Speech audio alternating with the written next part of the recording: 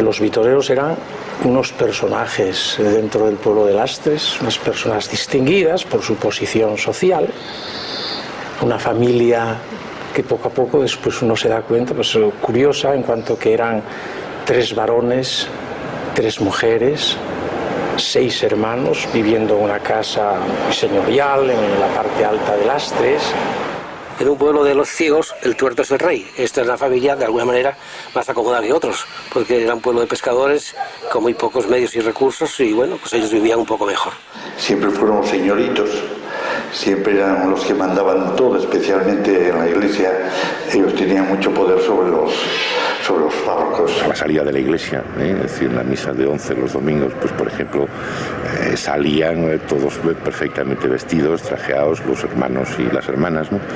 Y había como una especie de rendezvous así popular, ¿no? Es decir, al menos de la gente, pues, los veraneantes y la gente pues que tenía empresas, fábricas, ¿no? Es decir, se hacía una especie de corro y todo el mundo saludaba a los vitoreros, ¿no? Bueno, ellos tenían una adoración por su madre, doña Teresina, y ellos vivían, pues naturalmente, para sus hermanas, pero ellas también, pues, atendían mucho a sus hermanos.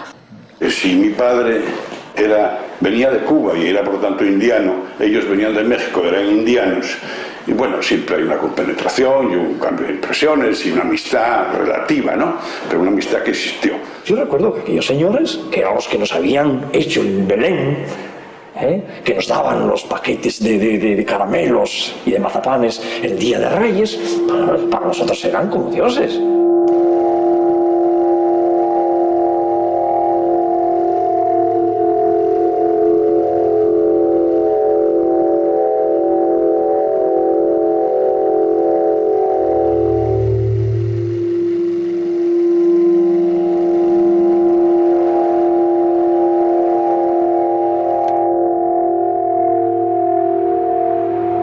Yo empecé el año 48 y estuve hasta el 78, son 30 años. Pero ya desde antes tenía relación con ellos y posteriormente seguí con sus asuntos. Eran 12 hermanos, yo conocí solo 6, el de México no lo conocí tampoco por fotografías, el cura ya serían 8 y otros 4 pues que no, ni idea.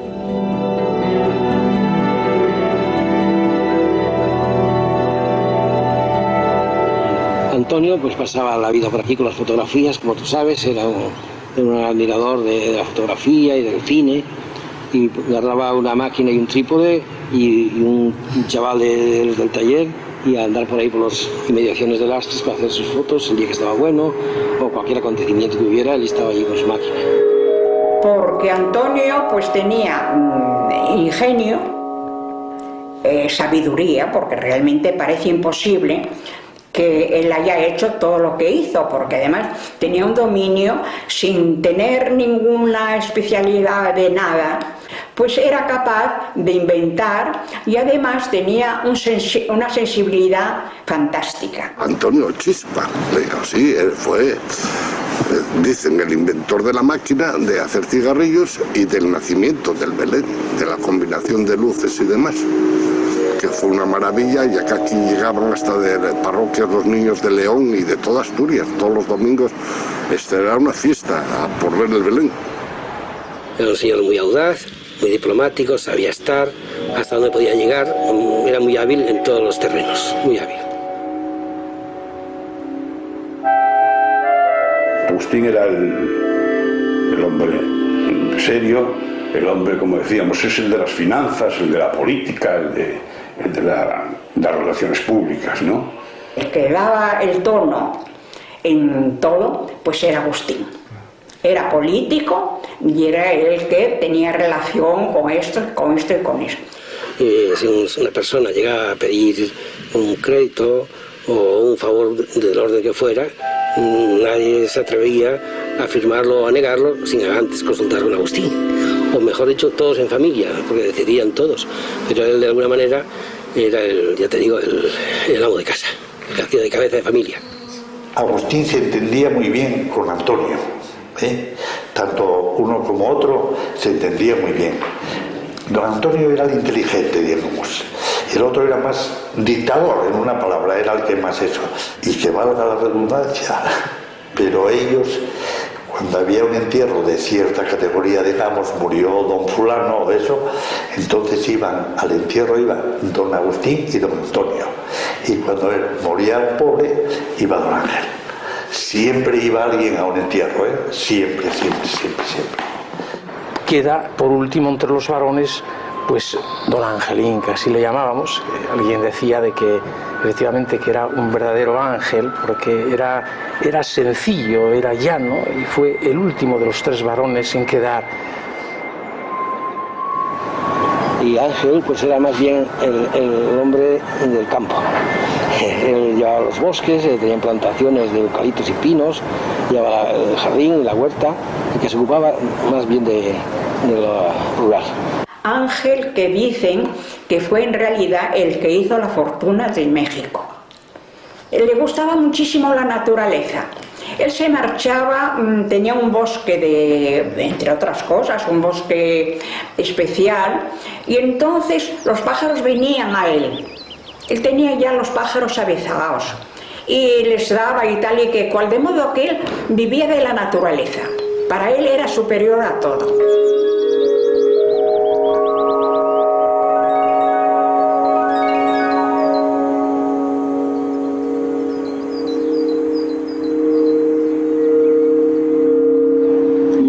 Casa, tricotaban, hacían cosas de labores de bordados y esas cosas.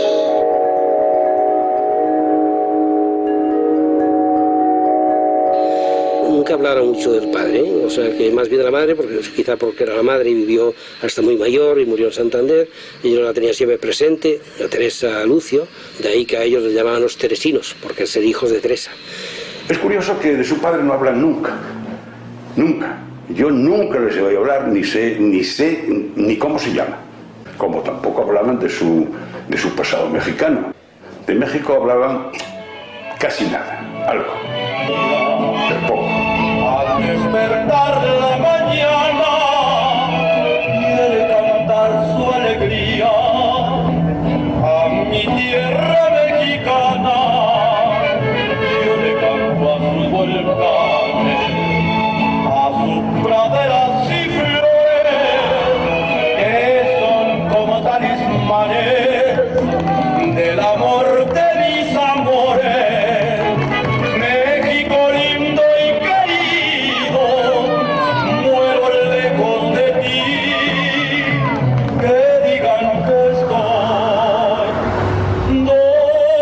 dormido y que me traigan aquí. Este Torreón eran 4 avenidas y como 10 calles, una cuadrícula de 4x10, así nada más, pero llena de comercios. 6 bancos necesitaban, imagínense ustedes, 6 bancos y lleno de fábricas de aceites y jabones y de hilados y tejidos del algodón de aquí de la laguna. Entonces necesitaban mucho material para la papelería, por eso venían los agentes de papelería de todo el mundo, y aquí vino una familia que se llamaron del apellido Victorero, eran 3 hermanos que vinieron desde España.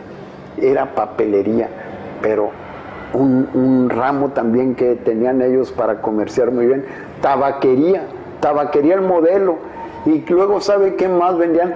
Eran los distribuidores de la Lotería Nacional. Y eso yo cómo lo sé, ¿a poco yo lo vi? No, es que yo sé leer, y en los libros viejos ahí vienen los anuncios y ahí dice tabaquería y papelería el modelo, Agustín Victorero y hermanos. Es de 1908. Torreón tenía 1 año de haber sido ciudad y ahí viene.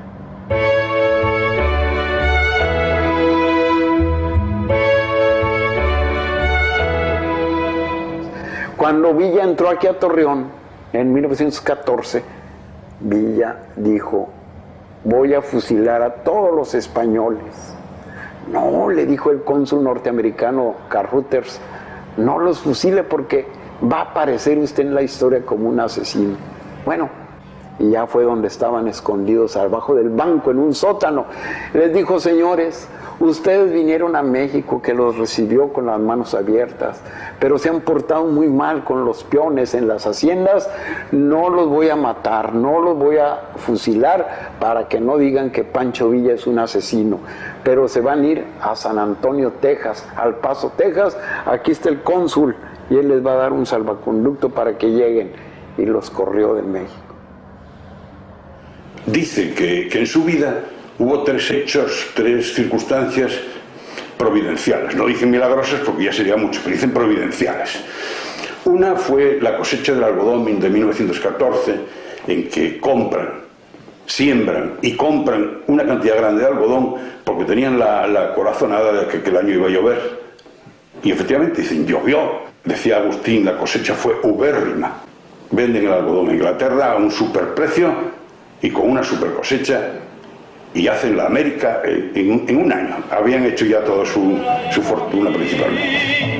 México lindo y querido, si muero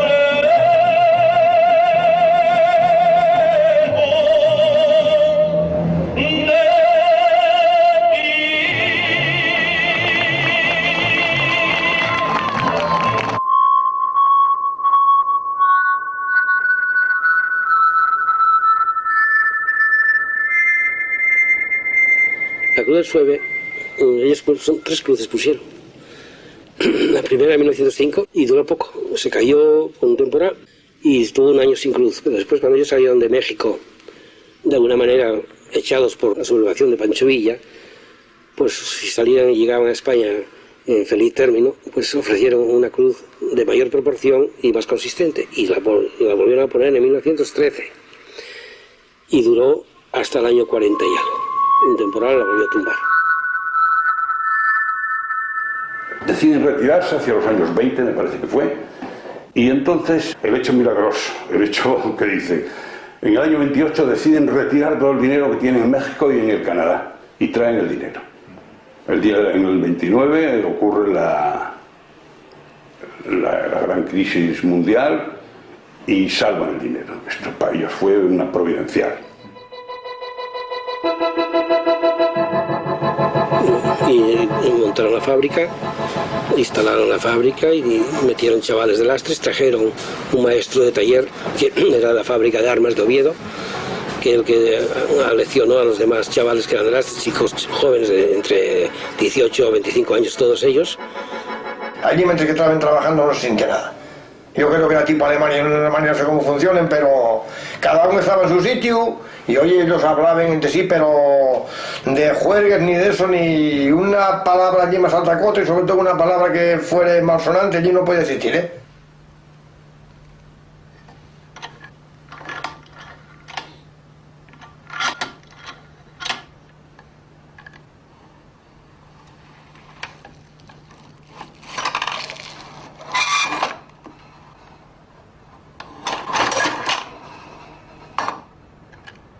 Hay opiniones de que puede haber un plagio, no lo sé, pero vamos a creer que no lo hubo y que Antonio fue el que dio vida y realizó la máquina de hacer cigarrillos, que en un principio decían siempre que la dedicaban a su madre. Yo tampoco lo puedo asegurar, pero fue quien patentó la máquina y quien de alguna manera la programó y llegó hasta el final.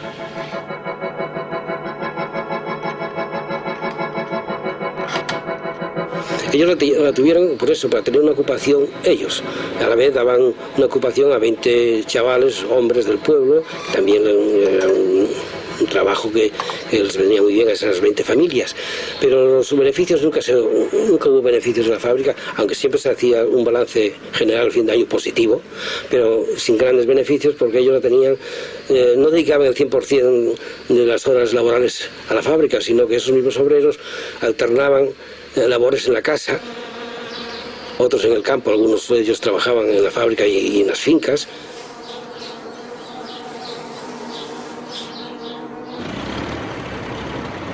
Ellos también reparaban cuando una avería de alguna lancha era urgente y no podían desplazarse, o era en época de una costera y no era muy complicada la avería, subían la pieza al taller y se reparaba allí. Otro tiempo lo dedicaban al nacimiento, que ocupaban 2 o 3 obreros unos cuantos meses, y cuando se transportaba a la iglesia la plantilla completa a trasladarlo 2 o 3 días para llevarlo y otros tantos para quitarlo. O sea que ellos no dedicaban jornadas laborales enteras a la fábrica, entonces no podía ser muy rentable. Y bueno, pues eso, lo tenían como un pasatiempo.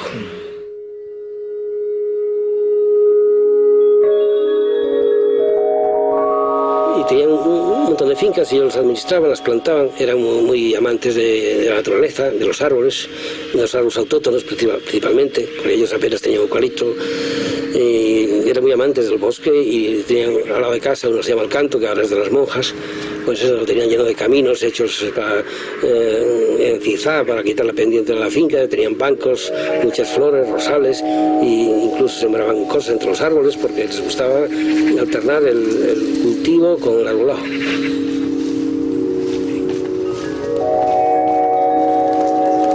Bueno, esto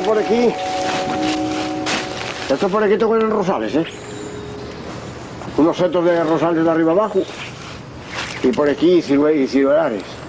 ¿Y cómo está ahora? Me cago en día. Y venís por la primavera y era un jardín. Esto era un jardín todo. Flores, rosales de toda clase, geranios, tenían aquí, no había más que flores de eso.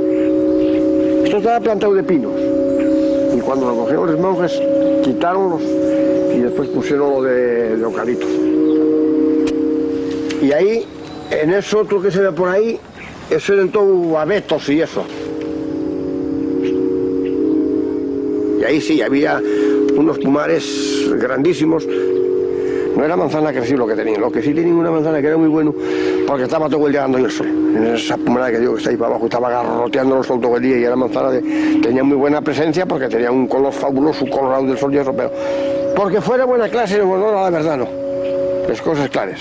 Había por ahí manzanas que suponer el padre de Enrique y unos tíos míos tenían mejor manzana que había ahí. O sea, más elegante, más grande y más, lo que pasa que, oye, esto era manzana de lo demás.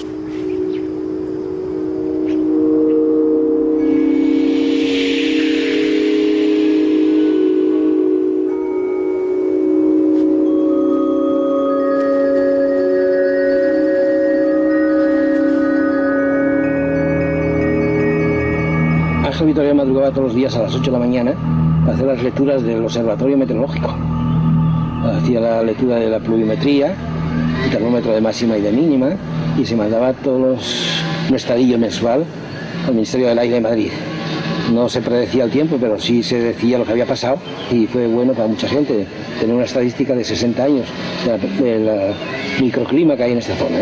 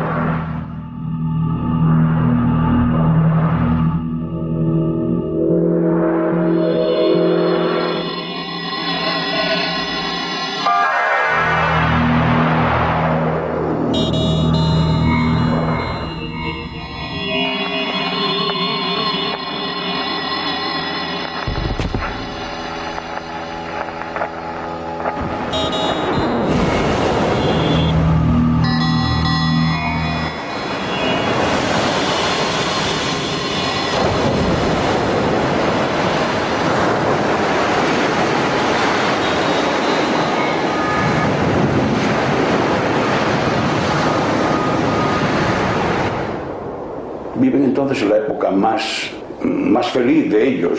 Son relativamente jóvenes, traen dinero, van a cacerías, hablan de la cacería de los rebecos en Sótares, arriba en los picos de Europa. Viven en Santander, tienen un chalet en Santander o compran un chalet en Santander, viven a caballo de Santander y de Lastres. En fin, tienen un desarrollo, digamos, más. Don Agustín Vitorero es cuando tiene un conato de noviazgo, que por lo visto no cuajó, por las causas que sean. Bueno, Agustín quiso echar novia, ya de mayor aún, con una de Colunga. Ella que decía, ay, pero yo con los hermanos no vamos a vivir todos juntos, ¿eh? Y por culpa de eso que se separan, que terminó la relación. Habían venido de América, traían dinero, todavía no eran mayores, tenían su edad, pero no eran mayores, podían disfrutar. Y entonces surge la guerra. Y ellos huyeron a Luarca, en la zona liberada, en una lancha, la lancha La Rachada, propiedad de Benjamín Busta. Los señores vitoreros querían salir de aquí. A eso los lleváis a Luarca, donde fuera. Claro, mi padre dijo, bueno, pues sí, hombre, sí, ahora, llévalos yo.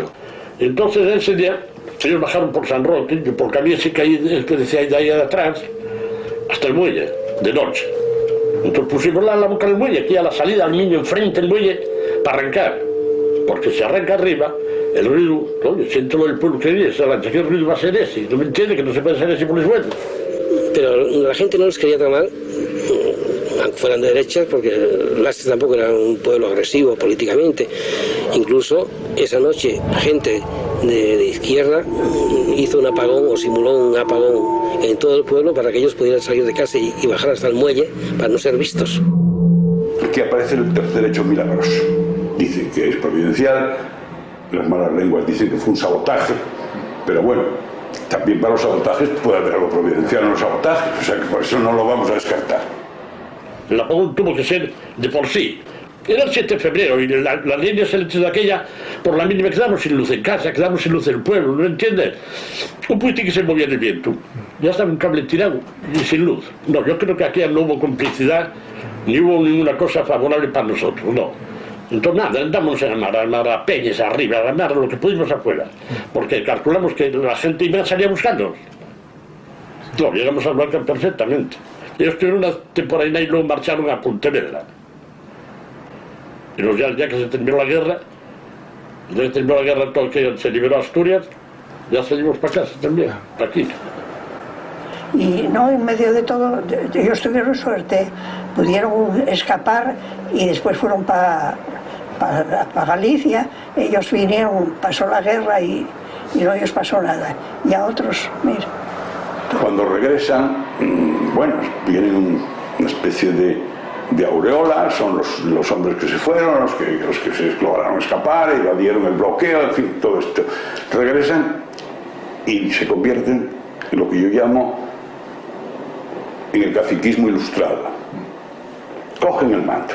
Ellos participaron en todas las obras que se hizo, que fueron muchas en la iglesia, porque la iglesia quedó totalmente desvalijada. No quedó nada. Si había que poner unos murales y pintar el altar mayor o dorar cualquier altar o retablo, pues ahí estaban los hermanos Vitorero. Ahí sí, ahí el cura tenía suerte. Y en todas las obras ellos siempre parecían los primeros como donativo, pero un donativo. Encargan campanas, suben campanas, ponen un órgano que no había y culminan con el nacimiento que fue la obra estrella de Antonio Vitorero. El nacimiento empezó a raíz de la guerra, después los primeros años lo montaban en su casa, más tarde ya se llevó a la iglesia a Lastres. El nacimiento, yo lo que siempre me contaron, lo que siempre me contó Víctor Vitorero, que es el que lo montaba antes, lo habían donado los Vitorero a la catequesis, a los críos de la iglesia, a los críos que venían al catequismo. Manín, ¿dónde vas? Voy a merendar, ¿no vienes? Yo también iba para allá, tenemos arroz con leche, si vienes qué rico está. Y eso tú, ¿cómo lo sabes? Porque ya vi la cuchara un descuido de la Silvia. No lo vayas a contar que a lo mejor en castigo dejándose merendar. Reparaste, señor cura, lo satisfecho que está y también los vitoreros que nos vienen a invitar. Ya podemos los rapazos agradecidos estar y hacer lo que nos manden, que para nuestro bien será.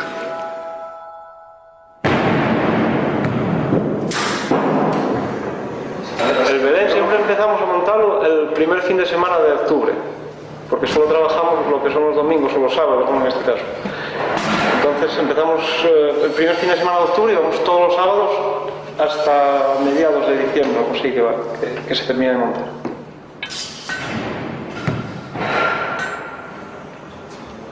está Ramonín, está Benito, que tiene el bar aquí arriba, Luis, que ya es electricista también, está pues, Constantino, que tiene una floristería y el que se dedica más que nada a colocar pues, el tema de los adornos naturales, de plantas y de arbolocos y eso. Pero bueno, cada uno tiene hacemos un poco todos de todo, pero cada uno la verdad que está más que nada especializado en una parte, por decirlo así, ¿no?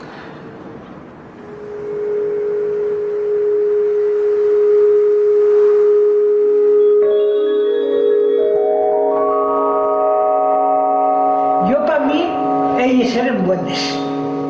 Yo también para ellas también era buena. Yo tenía que hacer la comida.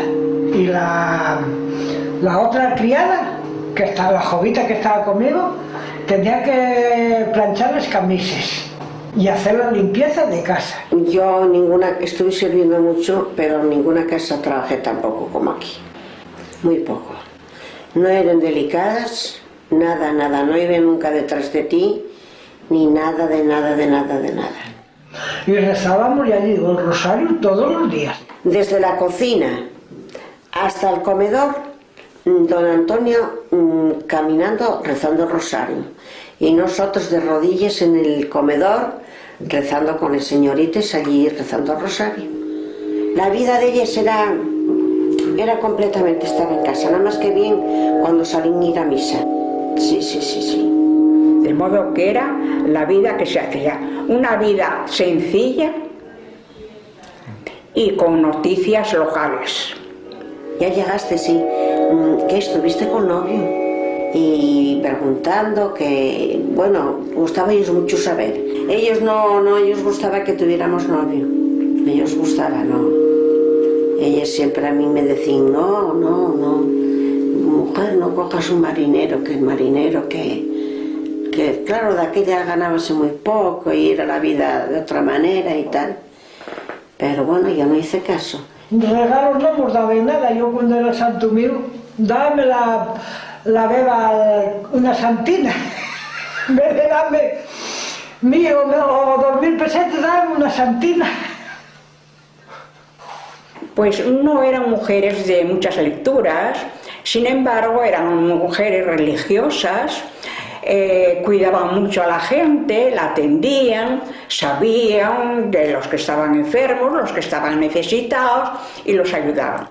Bueno, en Lastres hay gente que se queja porque no haber tenido de alguna manera alguna predilección con ellos, que no fueron generosos o que no los ayudaron cuando lo necesitaron, pero a mí me consta, de chaval, cuando entré de pinche en la fábrica, de que todos los meses iba a un número determinado de casas de gente pobre o solos o ancianos que vivían sin recursos y se les llevaba una cantidad, de aquella eran 200 pesetas, estoy hablando de ahí 40 años, y en un sobre, y aunque sabía lo que llevaba, para no dárselas en mano el dinero, el billete, llevaba todo así un sobre con el nombre de la persona. Y era en torno a unas 20 personas, todos los meses llevábamos una cantidad. Y ellas cuando iban a misa, a la iglesia, también les daban a otra gente que a lo mejor no se les llevaba a casa, pero se lo daban en la iglesia. Sí, pagaron carreras. Pero todo era en la iglesia, todo para sacerdotes. Y después, ya, hombre, mi hijo quiere ser cura o tal. Sí, inmediatamente, ya estaba la beca solucionada ya. A los 15 días ya estaba el chaval en el seminario. Porque yo soy hijo de una familia humilde, sencilla, del pueblo de Lastres, pescadores, como la mayor parte de todos los vecinos que componen ese pueblo. Y sin duda, pues a través del párroco, pues que la propuesta del párroco, pues llega la propuesta para que yo inicie los estudios en el seminario. Yo comunico esto en casa, lo comunico a mi padre, pues mi padre no tiene ningún inconveniente. Y efectivamente, pues en el año 1952, el 1 de octubre, comienzo a estudiar en Covadonga. Y todo, naturalmente, bajo el apoyo económico desde el principio hasta el final de esta familia, ¿no? Esa proximidad entre el párroco y ellos también hacía que el mismo párroco, a medida que nosotros ya íbamos en los estudios aproximándonos a las órdenes sacerdotales, nos invitase en las tardes de los domingos a acompañarle a él mismo en esas tardes largas de entrevista, de charla, donde no se hablaba de nada y se hablaba de todo. Y... Yo recuerdo que estábamos hablando ahí, chavales de 14, 15, 16 años, y estábamos ahí, y ay, ¿cómo es? Y a preguntarte, ¿cómo está tu padre, tu abuela y tal? Entonces era en corro, era, ¿no? Y alguna de ellas, que era la mayor Genoveva, pues a lo mejor otras, pues le seguía tocado y hacía así, se quedaba dormida y iba al otro, mamá, un hermano muy amablemente, muy bien cogido, ay, que te cae cogido, fulana. Tal era para un poco más pabilarla, pues fuésemos unos niños para que no se den cuenta que se había dormido.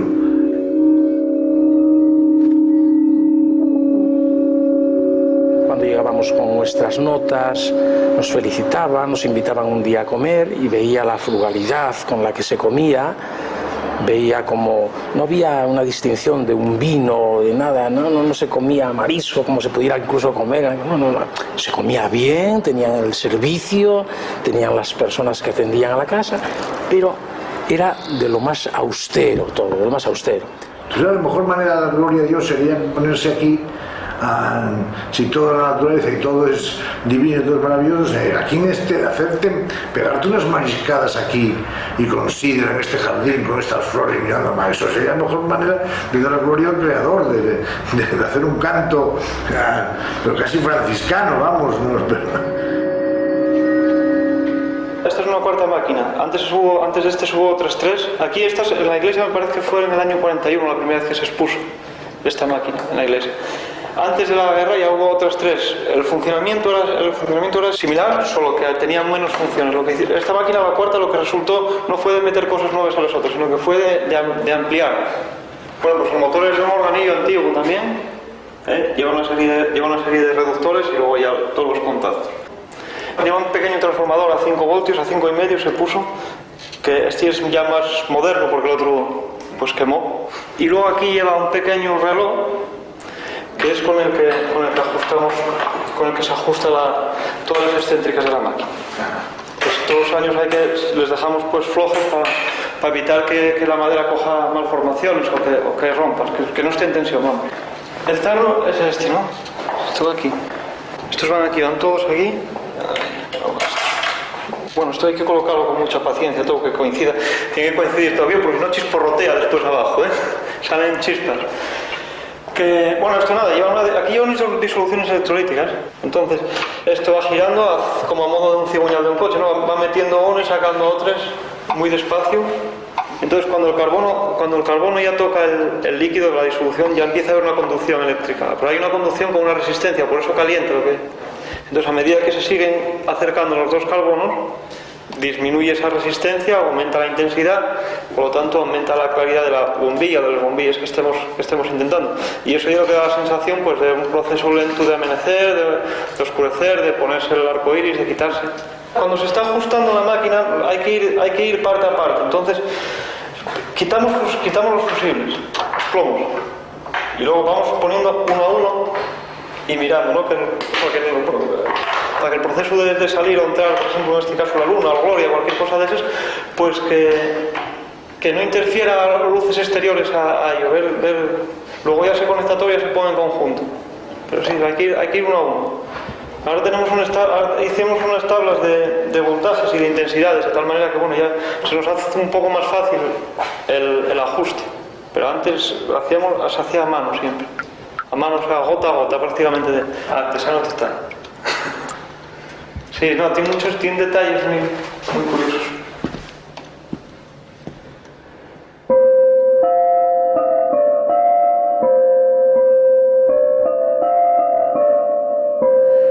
Las campanas también fueron ellos, y las inscripciones de las campanas, que son muy curiosas, también son cosa de ellos.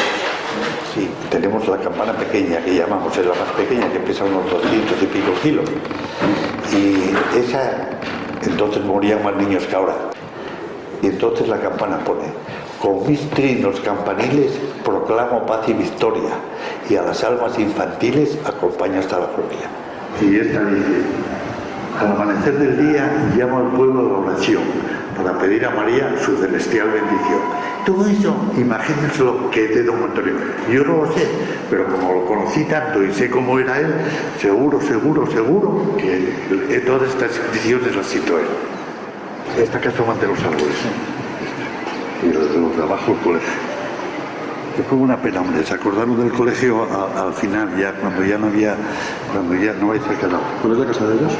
No, no la ves casi, porque hay un árbol grande allí, un tilar. No ves allá al fondo una arboleda grande, que eso se llama los robles. Ellos siempre procuraron que delante de su casa no se hiciera nada. Claro, creían que iban a vivir siempre, pero fallaron.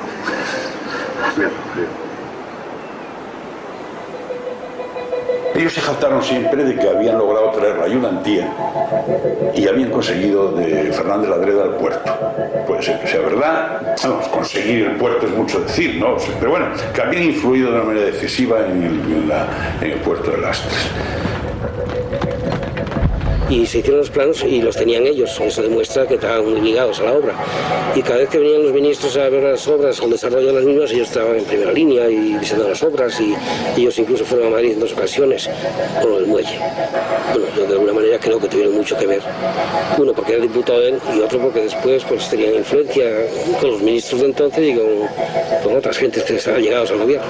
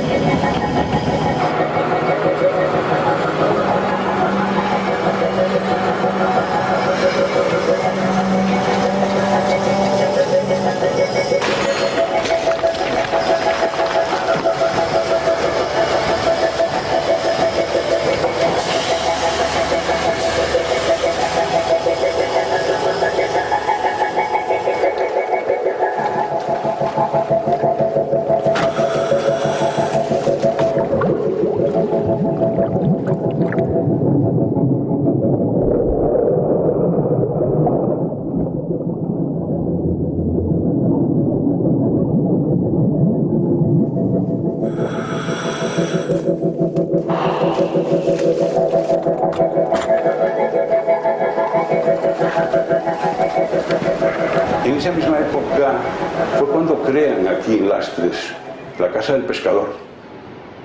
Acudía mucha gente que es al pescador y la gente leía mucho. Y resulta que aquí tenemos una biblioteca del año 20 y tantos y es maravillosa en todo, muebles, en libros y en todo. Y ahí está cerrada. Teníamos una cofradía de pescadores que era la más rica del Cantábrico. Que con el médico, con don Pedro Villarda, que se pagaba de ahí, de la cofradía. Y los jubilados y los que quedaban enfermos, medicamentos y demás, todo pago por la cofradía. La cofradía estaba muy bien organizada y había dinero. Antes había una pila de barcos aquí, toda esta hilera, toda llena de barcos. Y esa otra de ahí, y aquí por la popa también. Y ahora ya ves los que somos, unos 4 o 5 los grandes y los más pequeños. Pero de aquella sí, daba gusto en verdad.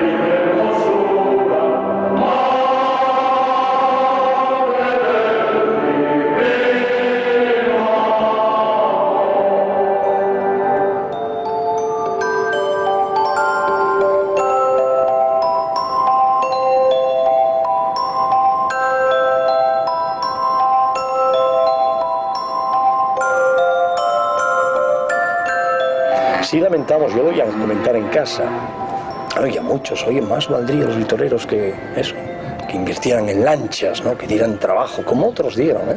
Los vitoreros, no sé por qué, no fue ahí, se volcaron incluso hasta en su propia herencia, se volcaron más en donar cosas a la iglesia. A lo mejor ellos creían que así se ganaban más el cielo, es posible, ¿no? No lo sé, es que para los de Lastres, hacer mucho por los de Lastres, he comprado 4 o 5 embarcaciones y claro, ellos tenían otra manera de proceder, que qué sé yo.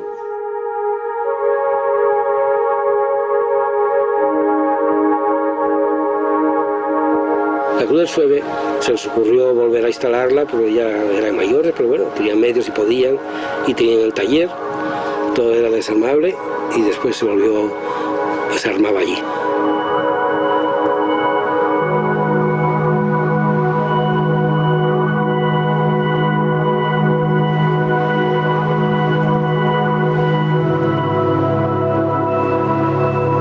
La subida a la Cruz del Sueve la hicieron los voluntarios de las parroquias de Libardón y Gobiendes, y ellos conectaban con los sacerdotes párrocos de esas parroquias, y el cura de turno pues rogaba a los feligreses que hicieran las aportaciones al Sueve, y en varias semanas subieron arriba.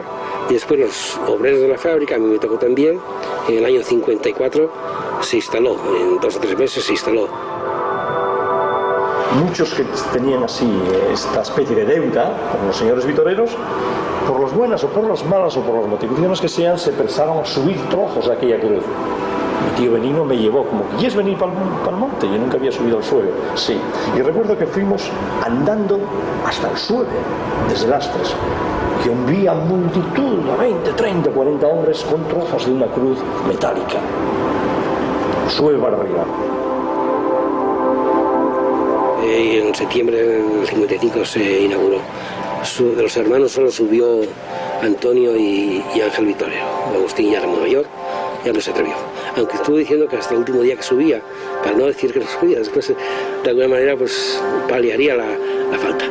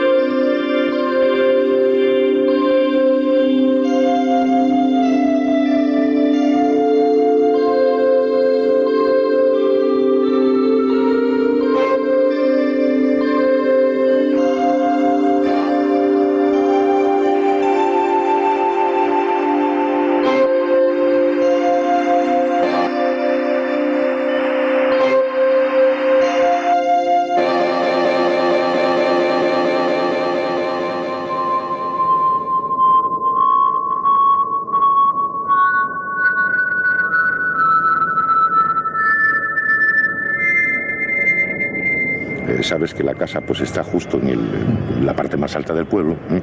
Yo diría que la parte que tiene una vista pues hacia el mar por un lado y hacia la costa por el otro, ¿no? De manera que prácticamente controla absolutamente todo, ¿no? Y la sensación en la playa pues era de que cualquier desmán, y los desmanes de aquella época pues solo podía ir en el sentido de lo sexual manifiestamente, ¿no? De un traje de baño más corto, de un bikini, no existían bikinis en aquella época. Entonces había siempre un poco ese sentimiento de nos están viendo, ¿no?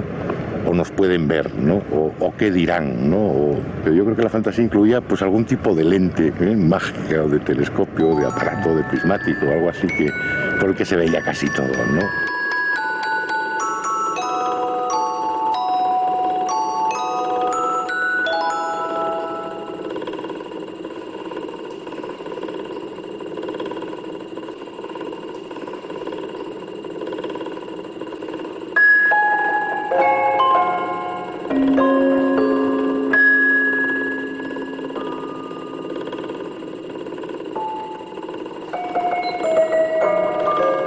Siempre estuvo guardado en un sitio de mucha humedad, entonces pues deterioró. O sea, llegó un momento que cogió hongos, o nos decían que tenía hongos, y bueno, va perdiendo colorío, va cayendo las láminas de escayola, van cayendo, está laminándose y está estropeándose. Se está estropeando. ¿Vas atrás? Mueve con la mano primero, más o menos.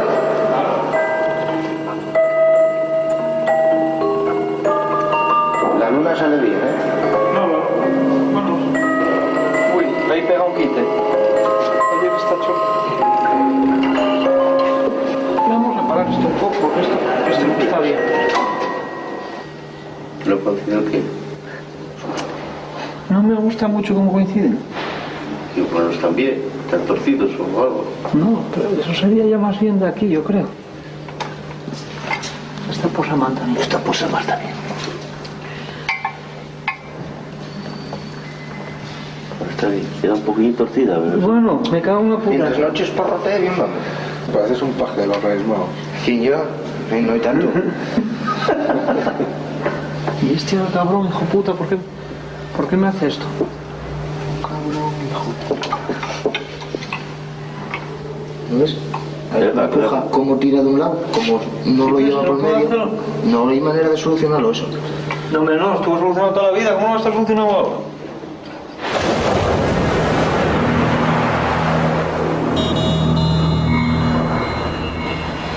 La primera crisis ocurre con el taller o con la fábrica de máquinas Victoria. Ya nadie hacía cigarrillos, da los primeros números rojos y entonces actúan como un empresario, como empresarios que eran. Puros y duros, no tuvieron... Los obreros pensaban, dicen, no, bueno, serán benévolos, nada. El empresario que no gana, coge, cierra y fuera. Yo creo que en un pueblo donde una familia te da vida, donde a cuenta de ellos viven 14 o 15 familias, oye, algo valen, ¿eh? Porque si hubiera ahora otra empresa así, que vivieran 8, 14 o 15 familias ahora, también valdría.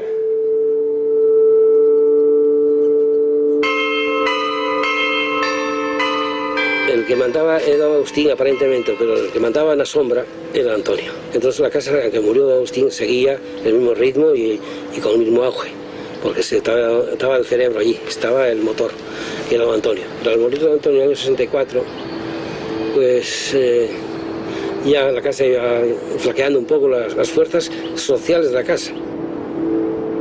Superviven 4, uno, Ángel,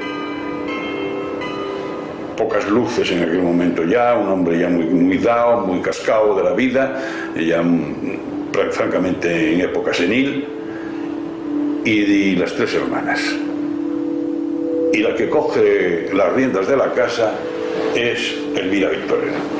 Ella no sabía de economía, no sabía de números, no sabía que la fortuna de sus hermanos iba menos porque había una depreciación normal en la vida, porque todo iba cambiando. Pasa que ellos tenían un testamento de unos a otros. Y en el testamento decía que el heredero era de unos a otros los supervivientes. Y el último que viviese la familia era el que tenía que hacer el taller escuela. Pero como ellos ya eran tan mayores, se dejaron llevar de alguna manera. Las monjas creyeron que la fundación no era lo ideal porque iban a estar muy limitados los fondos cuando pasara el tiempo, porque el capital fundacional siempre queda pequeño con el correr de los años. Entonces ellas se lo hicieron ver así y llegaron a convencerlos, y en lugar de fundación le hicieron una escritura pública por todos los bienes, a condición de que siguiera manteniendo un colegio parvulario con un mínimo de 114 plazas. Yo tengo el borrador de lo que iba a ser esa fundación, pero una de las hermanas que quedó última, con 100 años, que se le iba a ocurrir a esa mujer hacer nada, porque ya no estaba ni capaz, ni podía, ni sabía. Entonces ese fue el fallo que tuvo esta familia. Aquello quedó para nada, mejor dicho, quedó, como no estaba previsto, quedó por las monjas en su totalidad. Las monjas aguantan, pero al final acaban pasando a la casa madre, que es la joya de la corona y lo que ellos pretendían, hasta el extremo que a Concha, que era la última que vive, la llevan a una residencia o a un hospital que tienen en Gijón, las dominicas, y allí la tienen y ahí acaba.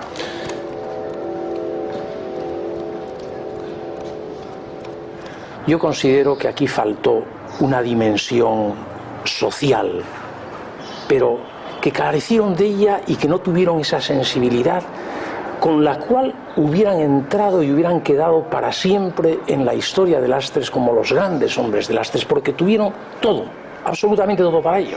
Otra falta de esta gente fue de no haber dejado en su testamento alguna propiedad para que pudieran seguir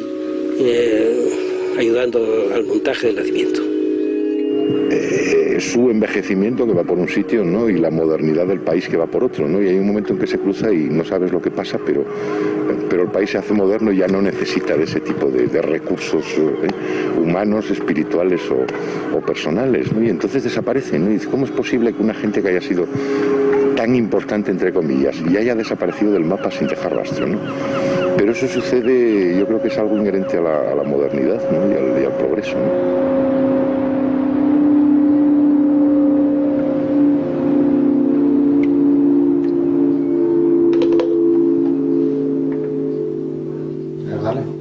Ahí va. Bueno, vamos a echarlo a andar. Bueno. ¿Qué pasa? Que sea lo que Dios quiera.